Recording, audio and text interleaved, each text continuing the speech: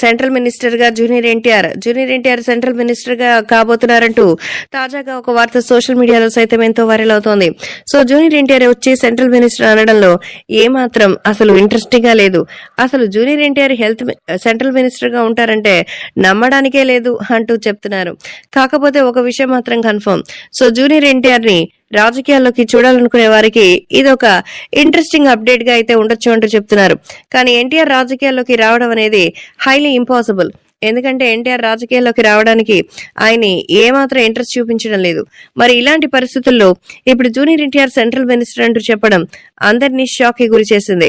So junior NTR central minister గా మారారనడం మాత్రం అవాస్తవమేనని, ఇదేదైనా cinema ప్రచారం కోసం చేసుండొచ్చు కానీ రియాలిటీ అయితే కాదని తెలుస్తోంది. కాబట్టి ఈ విషయాలు ఇప్పుడు సోషల్ మీడియాలో సైతం ఎంతగానో వైరల్ అవుతోంది. అలాగే అభిమానులు కూడా వీటికి సంబంధించిన విషయాలు తెలుసుకుని ఒక్కసారిగా షాక్ అవుతున్నారు. So junior NTR central minister గా అంటే ఇది నిజమైనటువంటి వార్త కాదనేదే సమాచారం. కాబట్టి ఈ విషయాలు ఇప్పుడు సోషల్ మీడియాలో సైతం ఎంతగానో వైరల్ అవుతోంది. ప్రస్తుతం జూనియర్ ఎన్టీఆర్ తన సినిమాలకి సంబంధించిన విషయాలు తప్ప మిగతా ఏవీ పట్టించుకోవడం లేదు. అందుకే రాజకీయాల గురించి అయితే అస్సలు లేదు. ఇప్పుడు జూనియర్ ఎన్టీఆర్ ని సెంట్రల్ మినిస్టర్ గా అంటున్నారు. కానీ ఇది రియాలిటీ కాదని, సినిమా లైఫ్ లో ఉండొచ్చని, కొరటాల శివలో ఆయన ఒక పొలిటికల్ లీడర్ గా కూడా కనిపిస్తానంటూ ఇటీవల కొన్ని వార్తలు వచ్చిన సంగతి తెలిసిందే.